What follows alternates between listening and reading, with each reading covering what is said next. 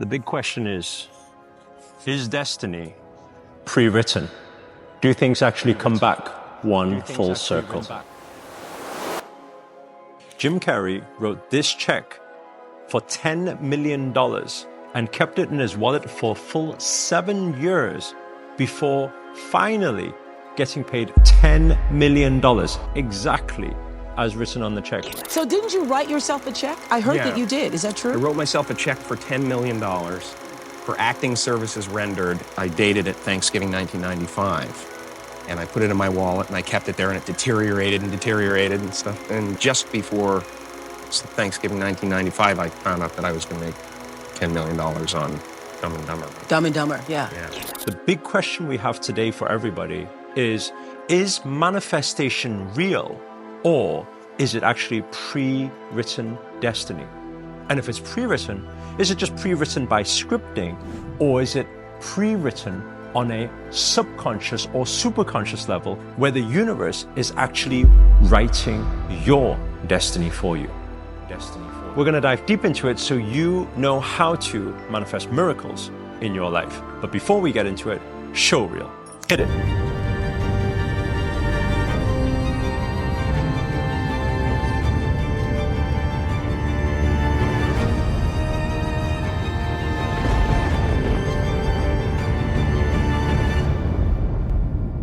Namaste everyone, this is Sri Akarshana here, Namo Himalaya. And in this video, I want to break down for you guys, what is the difference between manifestation and pre-written destiny?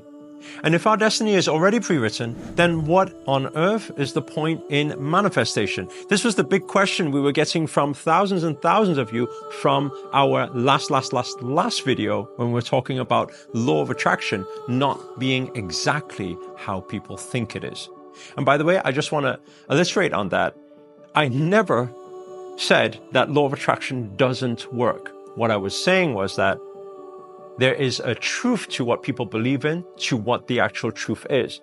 And that's why in this episode, I want to actually uncover that for everybody here now.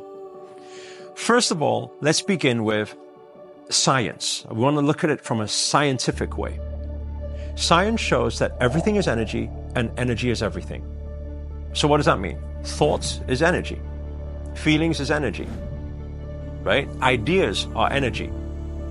And science also says that no energy can be created nor destroyed. It can only be transferred. So think about that for a moment. It means the ideas that you have, meaning right now you're thinking, oh, I would love to be a whatever. I would love to live what type of life? And suddenly you get that download or that idea or that intuitive calling. But that's an energy. And it can't be created nor destroyed. It can only be transferred. So the question really is, where did it come from? Now, if we understand it from that perspective, we don't really create anything. Instead, we allow creation to happen through us. That's why I always say, if you take the common person, they always look at the perspective of everything's happening to me. They play victim. And I say the progression of awakening should be everything is happening for me. Oh, the challenges are actually blessings in disguise to make me stronger, to make me grow through what I go through.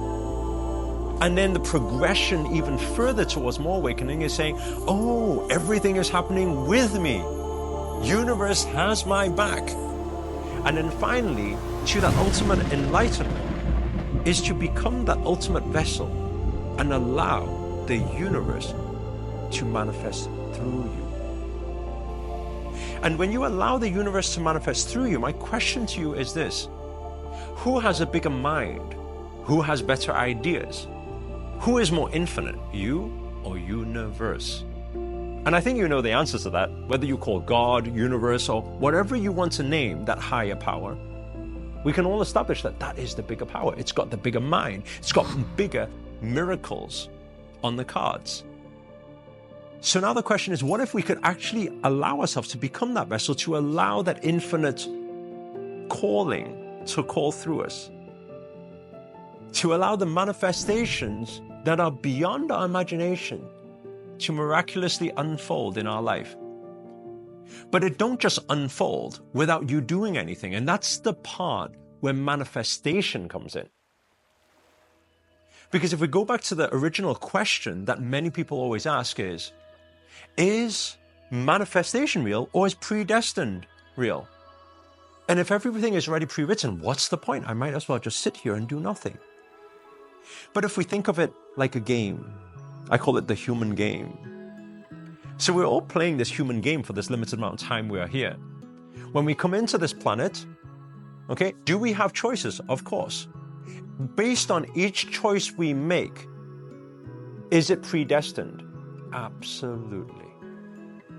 What does that mean? Well, very simple. If I walk that way right now, straight into the ocean, right? Is it destined that if I walk that way, I'll go straight into the ocean? Absolutely. Because that's pre-written. Is it destined that if I go through that door, I'm going to arrive in my kitchen? Absolutely. So everything is pre-written. I cannot change that.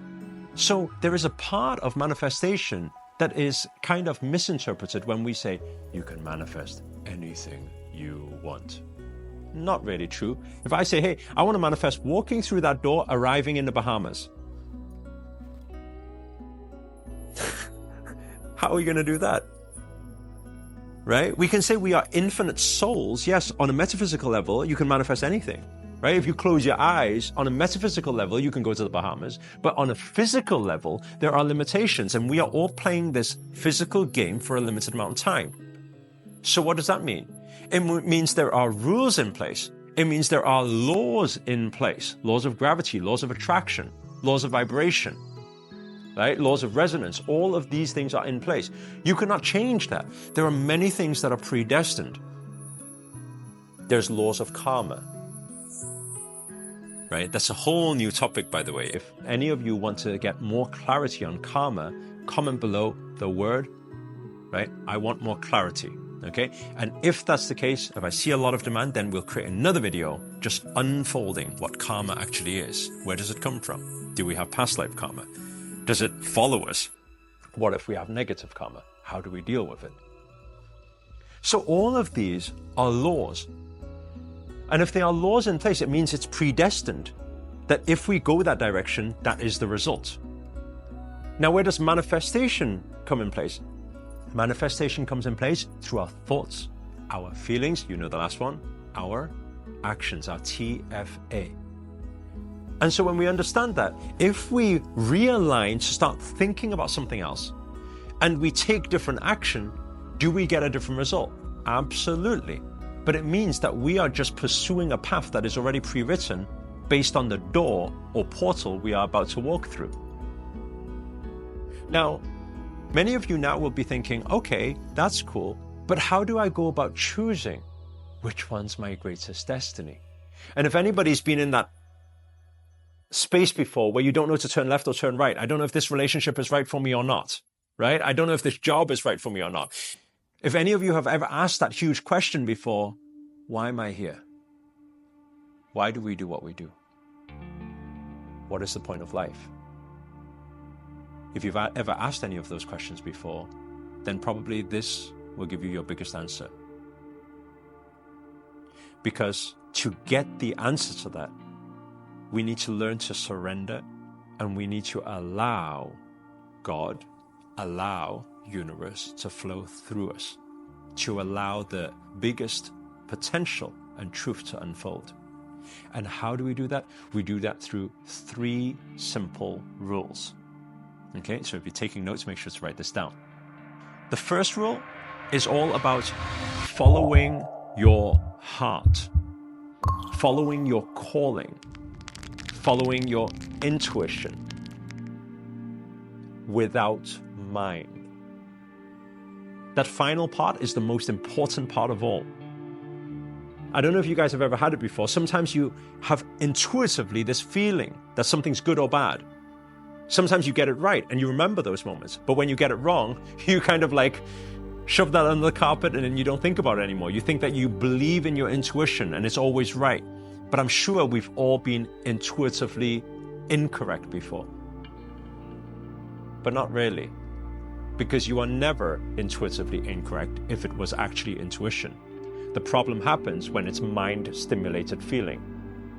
When your mind thinks of something and it makes you feel a certain way, then actually it's the result of the mind and not of the feeling.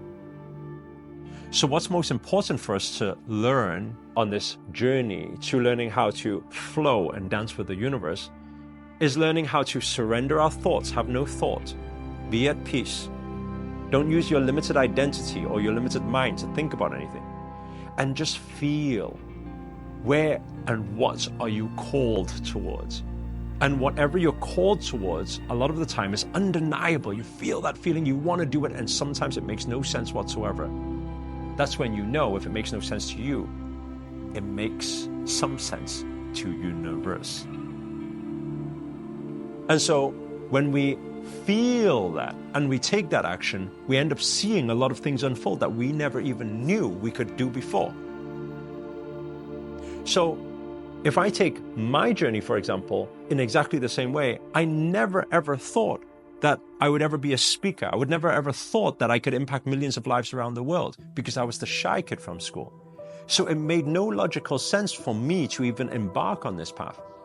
But one day I just had this pull from the universe and I knew I needed to do this and I didn't know why. That's when you can confirm it's your heart pulling you. It's the God calling. It's the good feeling. So that's the first thing. Moving on to the second thing. Hard work towards the path of least resistance. What does that mean? Well, to get any result in life, you need to work hard. Is it true that the harder you work, the more likely you are to get to the destination? Absolutely. Only when you are fighting and attached to the outcome, that's when you don't get to the destination. But we got to work hard. When we follow our heart and it doesn't make any sense, okay, we've got that connection, we've got the sign from the universe. Then we need to work extremely hard to prove to the universe that we are gearing our vessel up and we're ready for this new journey. And if I look at my path, that's what I did. I went for speaker training. I went for lessons, and it was tough because I was no good at it. But then what we also need to establish is, what is the path of least resistance? Because if the universe was working with you or working through you, then actually, at the same time as you're working hard, the more you work hard, the more effortless it becomes. I'm going to say that again. The more harder you work, the more effortless it becomes. And this is what I realized about this path too. Before, my path was opening up restaurant franchises. I was working equally as hard, but the results were always going against me. I don't know if you've ever had that before. You walk 3 steps forward, you get beaten down again. You walk another 5 steps forward, you get beaten down again. And you're wondering, why is things keep going wrong for me? But maybe that's the path of most resistance, that your ego is just trying to fight to prove something right now. So if we remove ego and we allow that divine flow to flow through us, what we got? We got just this vessel working as hard as it can to try and answer to the calling, while the universe responds by saying, I'm going to make this path easier for you, in flow, like water, just as Bruce Lee said. Be like water, my friend. So it allows you just to be in that divine flow. And the third thing is all to do with trusting the process. Because once you embark on that divine flow, there will be 2 things that may show up. The first is positive signs. If it's positive signs, learn to trust the process, open up your heart, open up your vulnerability, that is your power, to allow yourself to take it with both hands. Know that you are worthy, know that you are enough, know that you absolutely deserve it all. But then on the other side, we sometimes have the negative situations that may pop up, the challenges, the unexpected circumstances or situations that we did not plan. But it's equally as important to trust the process. Enjoy the ride. Accept that every challenge is there to build you up. Because the universe doesn't give you what you want. The universe gives you what you need in that moment in time.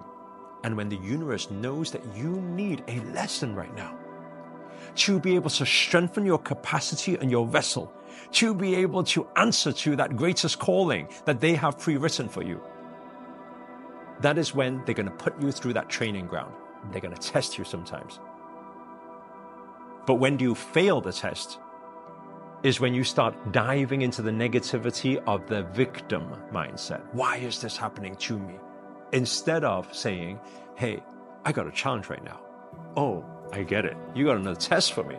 Let me pass this test with flying colors and allow what is to unfold next to surprise me once more. If we allow ourselves to follow these 3 rules, we'll realize that everything is in divine flow. And you will also realize that everything happens like one full circle. As Steve Jobs once said, you cannot connect the dots looking forward. You can only connect them looking backwards. At this moment, when you look back, you will realize that every situation in your life so far was in fact carefully, with precision, orchestrated by the universe. And that creation is beyond yours or my capacity. It's divine. It's divine intervention. And whether we like it or not, whether we believe it or not, whether we trust and flow with it or not, they will always be working regardless.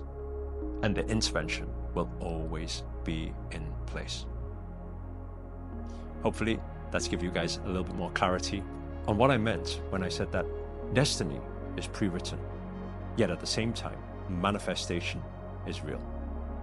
If you enjoyed this video, or you got anything out of it whatsoever, please do hit the thumbs up, hit the like button. Also comment below, let us know your thoughts, your views, and your experiences, whether you relate to any of the things that I've said so far. And also, if you're new to this channel and you haven't already, remember to hit that subscribe button and the notifications button next to it. That's a little bell sign, by the way, because this year we're dedicated to making weekly videos so you're accountable to make it your best year yet. But for now, guys, we're signing out. Namaste. Namo Himalaya.